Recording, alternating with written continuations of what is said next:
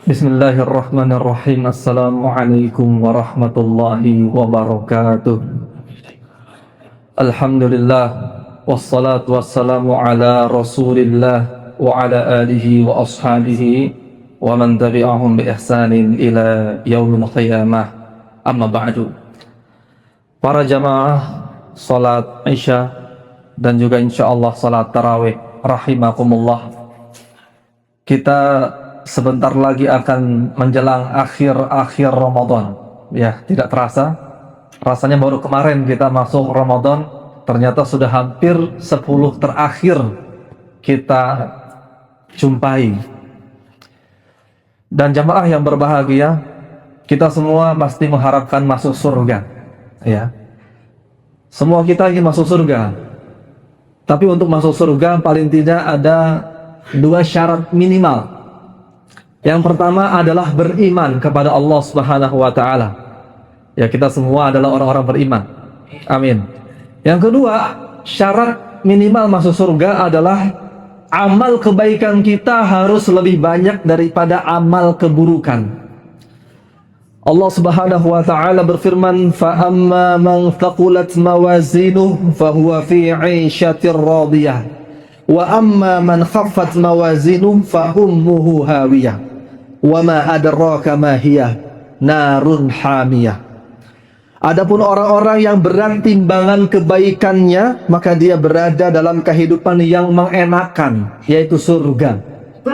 Dan adapun orang-orang yang ringan timbangan kebaikannya, maka tempat kembalinya adalah neraka hawiyah.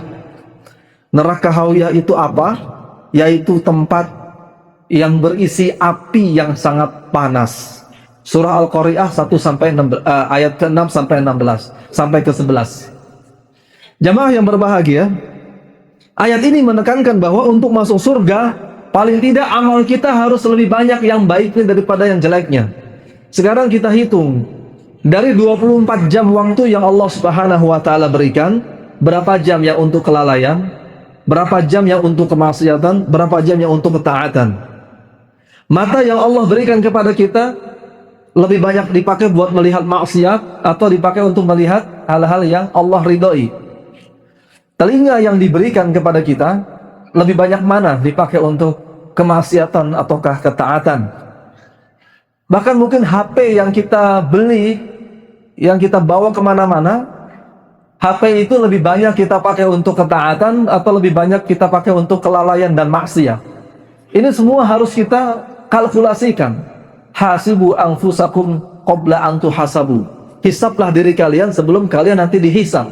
Kenapa? Kalau kita kebaikannya ringan, maka tempat kembalinya adalah neraka hawiyah.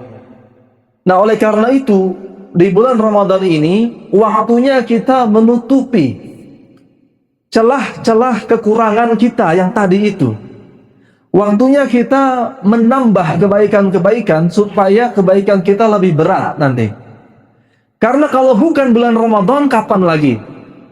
Bulan Ramadan ketika setan-setan diikat, kita masih malas beribadah, apalagi di bulan selain Ramadan. Ketika setan-setan sudah dilepas, tambah berat kita.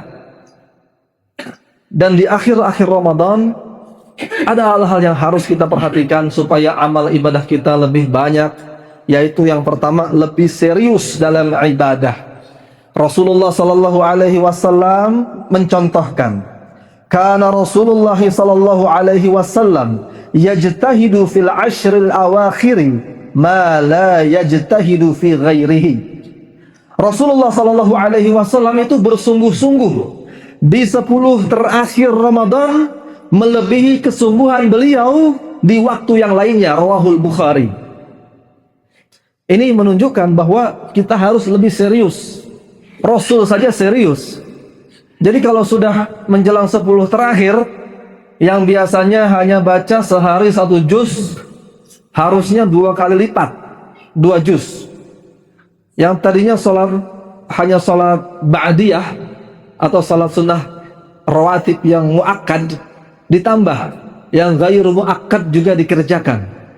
Yang tadinya jarang sholat duha, mestinya kalau sudah 10 terakhir tiap hari salat duha. Atau kalau yang salat duhanya hanya 2 rakaat, ketika sudah 10 terakhir, sholat duhanya jadi 4 rakaat. Yang sholat tarawihnya kadang-kadang ngantuk, ketika menjelang 10 terakhir, maka ngantuknya ditahan. Ya, ini harus lebih serius.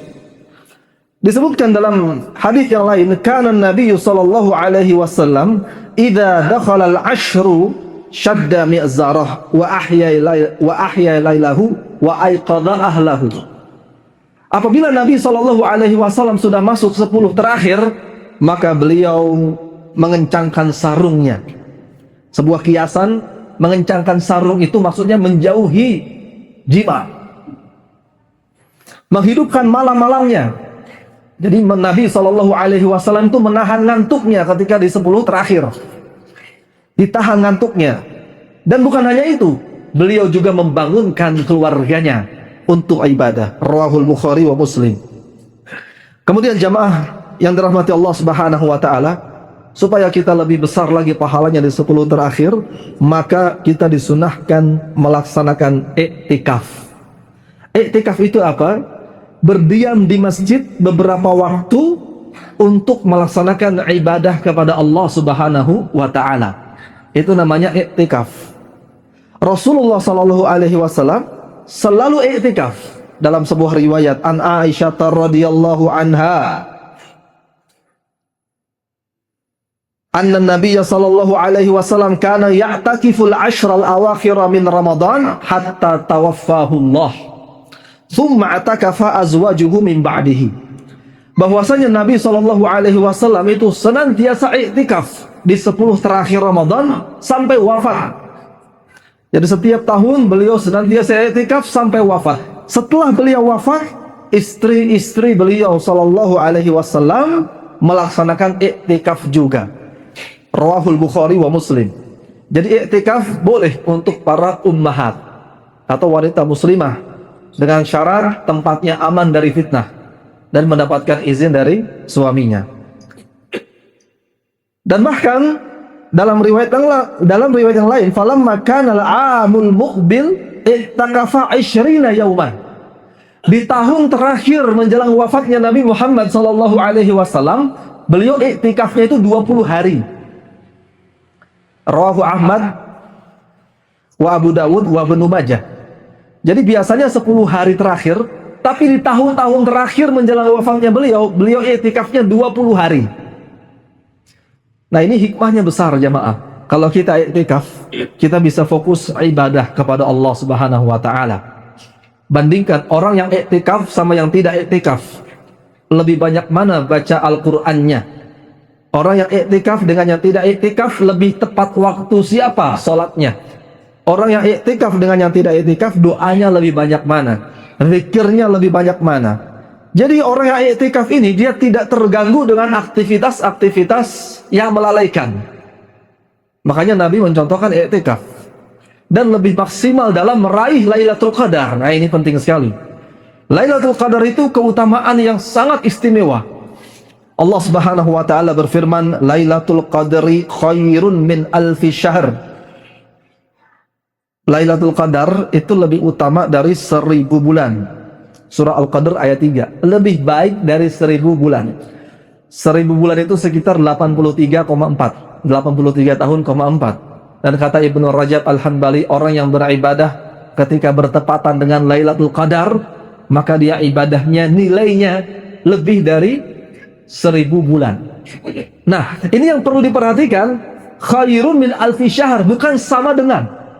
Sebagian orang mengatakan Lailatul Qadar itu sama dengan 1000 bulan. Padahal ayatnya mengatakan lebih baik dari 1000 bulan. Ini menunjukkan bahwa Lailatul Qadar bisa 1000 lebih. Mungkin 1100, mungkin 1200, mungkin 1500, wallahu a'lam. Yang intinya lebih baik daripada 1000 bulan. Dan kapan datangnya Lailatul Qadar? Hiya fil ashril awakhir min Ramadan. Dalam hadis riwayat Bukhari, Lailatul Qadar itu terjadi pada 10 terakhir di bulan Ramadan. Nah, dalam hadis yang lain disebutkan litasi'atin tabqa, lisabi'atin tabqa, likhamisatin tabqa, lithalithatin tabqa.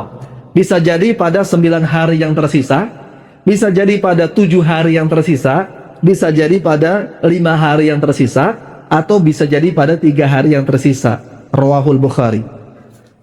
Jadi jangan sampai kita lewatkan, utamanya malam-malam ganjil. Kalaupun tidak bisa 10 hari full kita i'tikaf, jangan lewatkan malam-malam ganjil. Tapi ini masalahnya kan perhitungan malam ganjil itu ada ikhtilaf. Ada yang sudah puasa duluan. Boleh jadi menurut dia ganjil, atau menurut kita genap, ternyata ganjil. Ya, jadi sebaiknya jangan hitung-hitungan kalau i'tikaf itu. Setiap malam. Dan yang terakhir, selain kita i'tikaf, berdiam di masjid, kita perbanyak ibadah, dan jangan hanya mengejar pahala. Kita juga harus memperbanyak mendapatkan ampunan dengan istighfar. Karena kata Nabi SAW, dan liman adraka Ramadan lam yughfar lahu fihi. Rawahu Tabrani wa ghairihi. Sungguh merugi orang yang mendapati Ramadan tapi tidak diampuni dosanya. Nah, ini sangat mengerikan. Kalau orang banyak pahala tapi dosanya tidak diampuni, bisa jadi dia tertahan, tidak bisa masuk surga. Sebagaimana ada orang yang mati syahid, dia punya kezaliman, tidak bayar utang, maka pahalanya besar tapi tidak bisa masuk surga. Apalagi kita yang bukan syuhada, ya.